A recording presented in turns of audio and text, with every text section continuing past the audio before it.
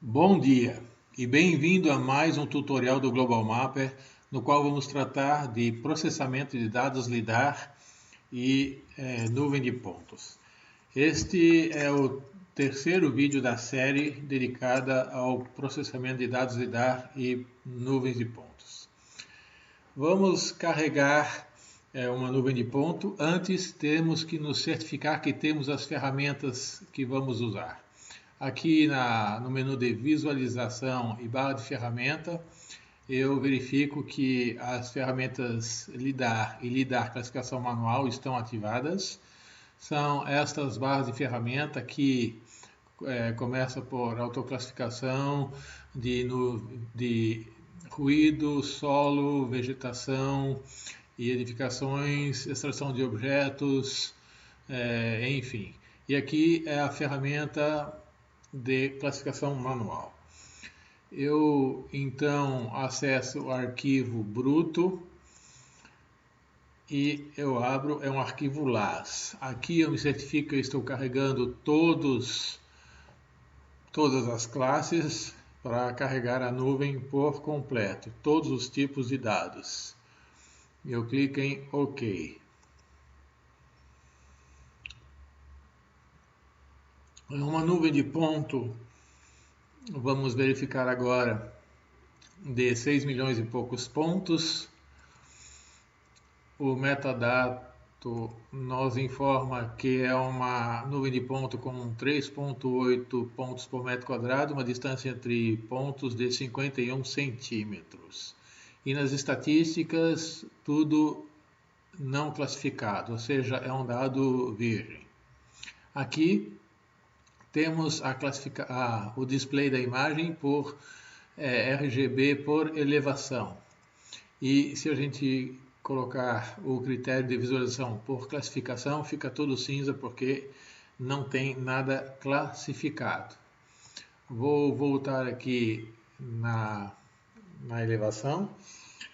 E agora então a gente pode começar a trabalhar. Clicando duas vezes aqui na camada, eu posso verificar a qualidade do display. Aqui qualidade superior, qualidade inferior. E aqui, por exemplo, aumentar automaticamente os pontos quando ampliar. Se eu retiro esta opção, veja bem o que acontece. Quando eu amplio, o ponto fica pequeno.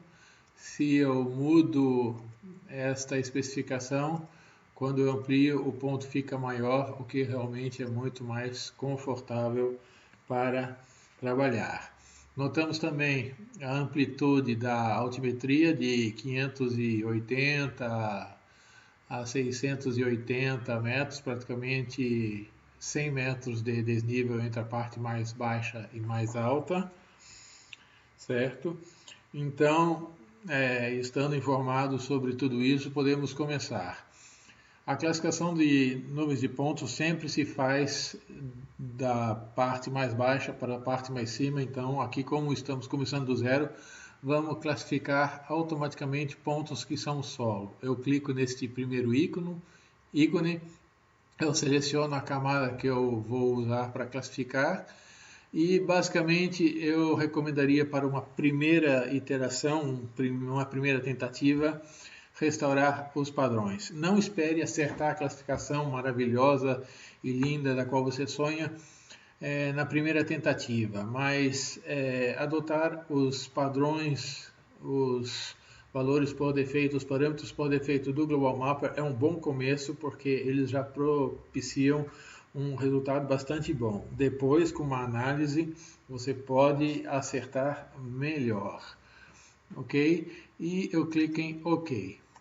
E o software vai fazer essa classificação automática de solos, que é o primeiro resultado da classificação, antes mesmo de classificar vegetação e edificações. É uma nuvem de ponto de 6 milhões de pontos, de feições, então é relativamente rápido e o resultado aparece, mas ele aparece somente se a gente colocar a visualização por classificação.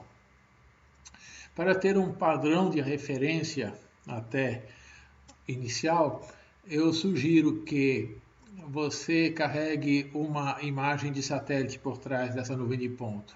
Aqui eu vou desenhar uma caixa abrangente desta nuvem de ponto. Eu vou criar uma área retangular, certo? Aqui está ela. Eu seleciono esta caixa e eu carrego aqui pelo ícone de acesso a dados online o World Imagery dentro do polígono atualmente selecionado e eu conecto. Infelizmente temos nuvens, então vamos ter que aproveitar as áreas sem nuvens para, digamos, ajudar na análise dos resultados dos nossos processamentos. Então eu ativo a camada aqui e eu desativo a World Imagery e eu faço um zoom, por exemplo, aqui e vamos ver o que dá. Então temos em cinza as áreas não classificadas como solos, deve ser casa ou vegetação alta, e em marrom as áreas de solo. Vamos ver o que dá na imagem de satélite. Essa imagem de satélite ela não é da mesma idade que o dado LiDAR. Então podemos ter assim discrepâncias entre os dois. Por exemplo, aqui você vê aqui nesta parte aqui tem solo, mas na imagem de satélite já tem uma construção. É só, digamos, um ponto de referência. A classificação de solos não parece ruim, pode ser então um bom ponto de partida para classificar vegetação alta e edificações. Como eu já falei inicialmente, não é a primeira tentativa que vai dar certo. Então eu proponho para, digamos, estabelecer essa classificação de solos como a primeira etapa e o marco zero, digamos, da classificação de vegetação e edificações, salvar esse espaço de trabalho para poder voltar nele a cada tentativa de classificação. Então eu vou aqui em Arquivo, salvar espaço de trabalho como, e eu coloco solo classificado padrão. Então eu estou salvando com um nome que já existia, claro, que eu criei na preparação deste vídeo. E aqui qualquer manipulação que eu faça, se dá certo, se dá errado, se eu quero voltar a esse estágio, eu faço Ctrl U para zerar tudo e eu carrego de novo o espaço de trabalho. Por exemplo, aqui ó, Ctrl U e eu vou lá carregar espaço de trabalho, solo classificado padrão. E eu posso recomeçar a minha classificação quantas vezes eu quiser, sem perder, digamos, o trabalho anterior.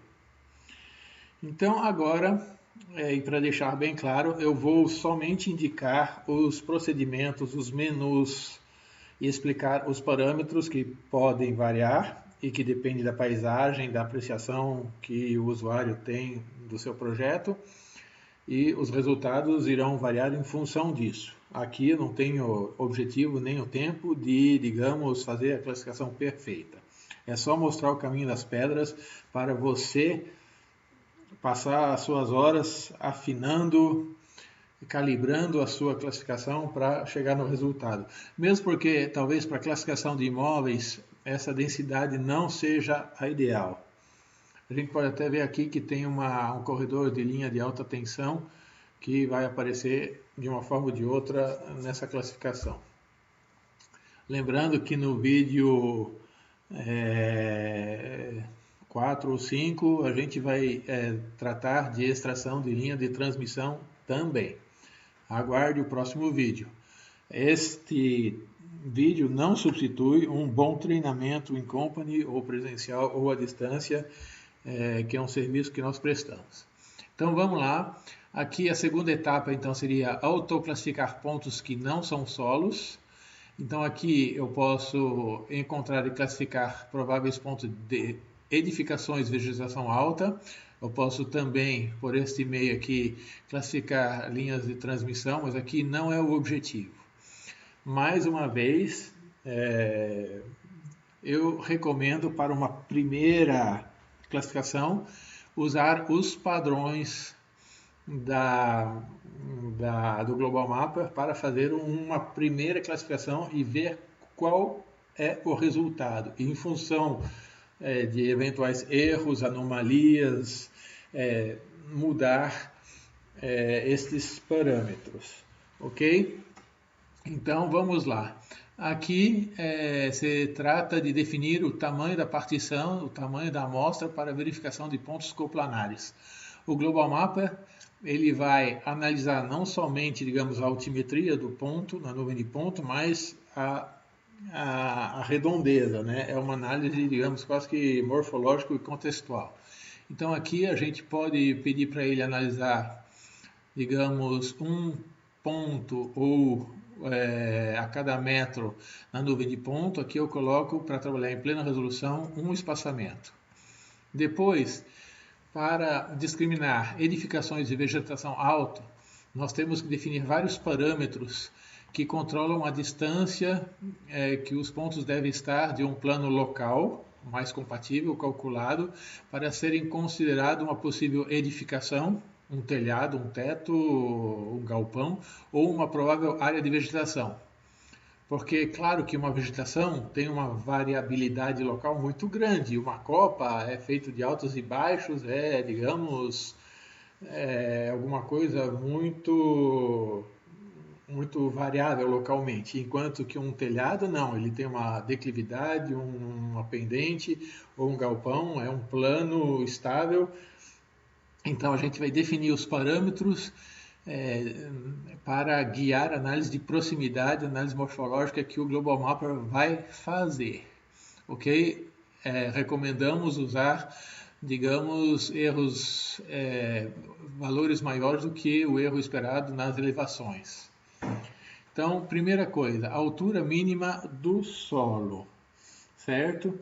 É o corte de altura mínima abaixo do qual os pontos não são classificados e permanecem não classificados sem importar se eles atendem aos próximos critérios, ok? Então aqui não vai ser classificado como vegetação alta nem edificação tudo que tiver a menos de 2 metros de altura do solo este que a gente classificou agora, ok? Isto estando entendido, agora vamos definir a distância coplanar máxima. O que seria isso? Esse valor ele representa a distância, o limiar de distância acima ou abaixo de um plano calculado determinado por 4 ou mais pontos planos, além do qual os pontos adjacentes não são considerados parte do plano. Ou seja, se você tem um telhado que o Global Mapper identificou com o algoritmo de análise da nuvem de ponto, e ele vê que tem pontos aqui, por exemplo, 5 centímetros acima desse plano, ele vai colocar esse ponto como parte do plano. Se tiver 9, 10 centímetros, ele não vai colocar. Você pode colocar isso como 1 metro, aí você está, digamos, falando que tudo que está 1 metro em cima ou para baixo de um plano identificado na nuvem de ponto faz parte dessa nuvem de ponto, obviamente, é muita coisa. Então, eu recomendo colocar o padrão do Global Mapper por enquanto. Depois, distância mínima de vegetação. O que seria isso? Este valor representa o limiar de distância vertical de deslocamento acima do qual os pontos adjacentes são considerados vegetação. Quer dizer que se eu tenho uma diferença local entre pontos vizinhos de 15 centímetros ou mais, ou seja, que é uma distância já, digamos, não compatível com o telhado, que é regular, plano, mesmo se inclinado, então, e essa variabilidade local entre um ponto e seus vizinhos indica que se trata de vegetação, ok? Porque tem galhos para cima, para baixo, folhas, enfim, é a natureza que, digamos, forma a vegetação e que permite, então, pela textura local, definir se é vegetação ou edificação. E aqui, finalmente, o último critério, diferença de ângulo coplanar máximo. Este valor representa o limiar do ângulo de diferença entre dois ou mais planos adjacentes. Quer dizer o que é isso? Um valor maior resultará em várias seções de teto com deslocamento de inclinação sendo considerado como um único plano. Se você tem, por exemplo, uma diferença de 5 graus entre dois planos que formam um mesmo telhado, eles vão ser considerado um mesmo plano. Se você tem 6 graus, eles vão ser considerados como planos, mas diferentes. Então, por exemplo, se eu tenho casas com telhado com 2 águas com 30 graus, eu teria que colocar aqui 20 graus, 30 graus, para que ele considere que esses 2 planos que se encontram na sua parte superior formam o mesmo plano, ok? Nesta primeira tentativa, a gente vai usar os padrões do Global Mapper. Finalmente, a gente pode pedir para ele que os solos,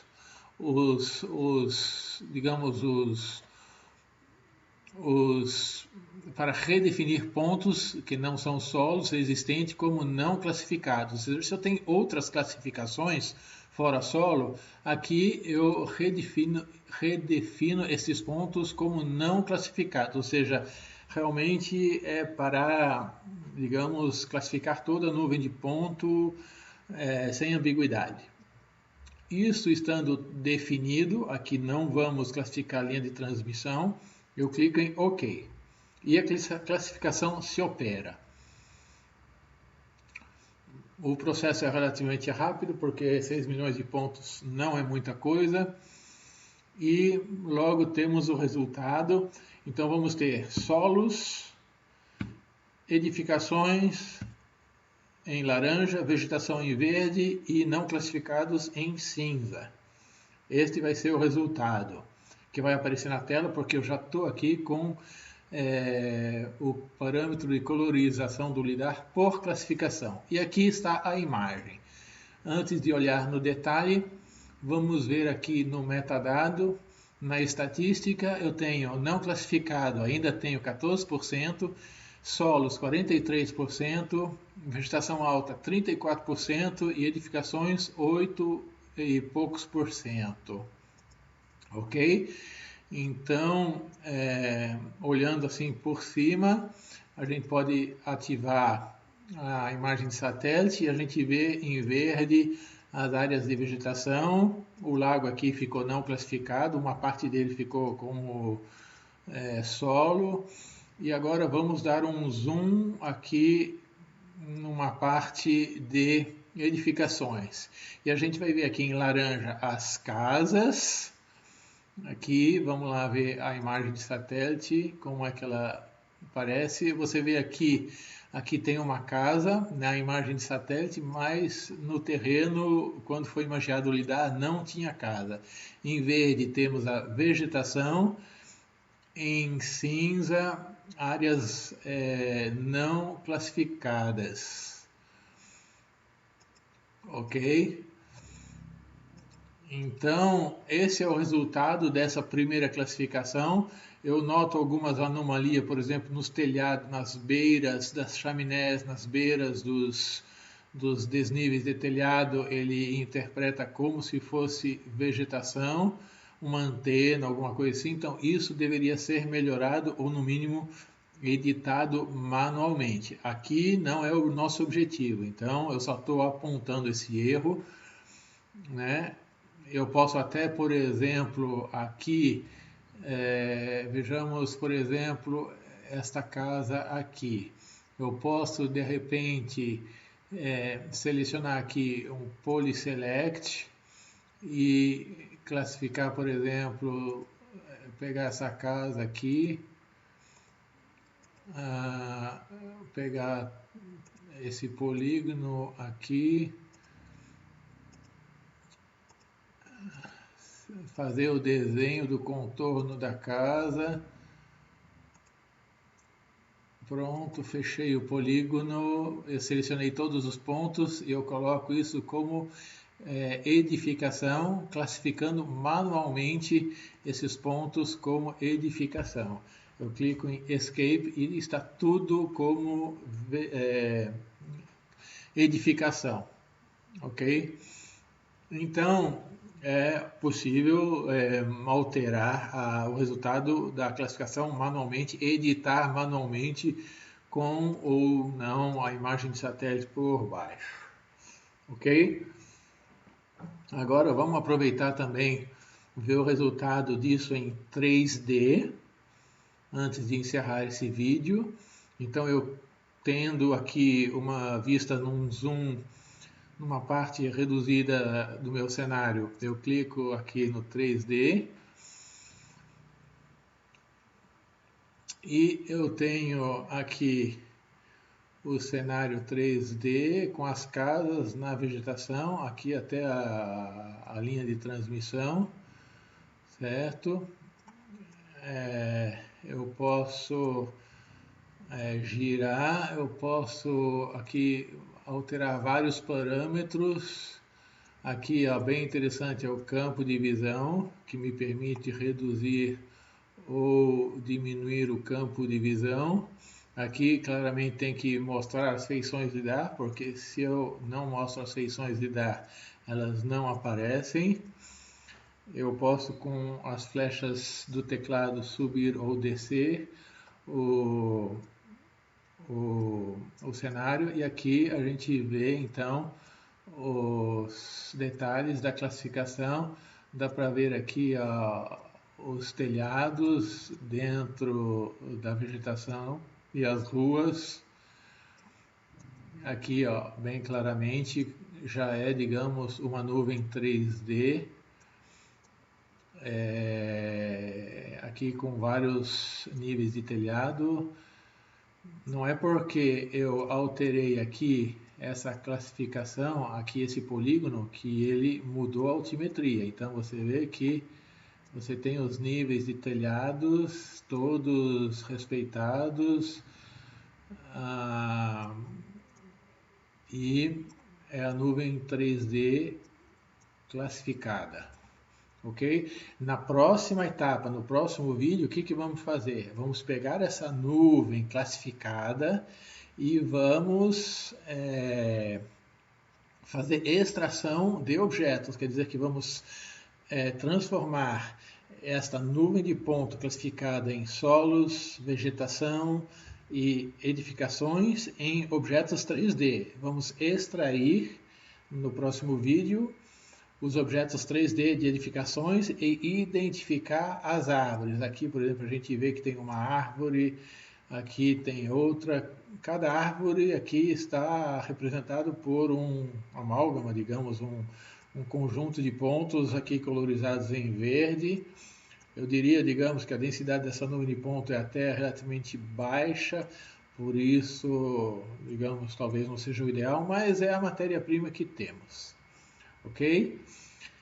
Então, uma vez isto feito, eu posso, estando satisfeito, eu posso, claro que salvar o meu espaço de trabalho, como?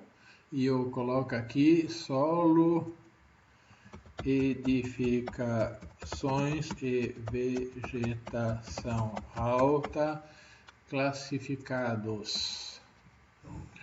Ok? E está feito. Eu posso também exportar essa nuvem de ponto sem problema.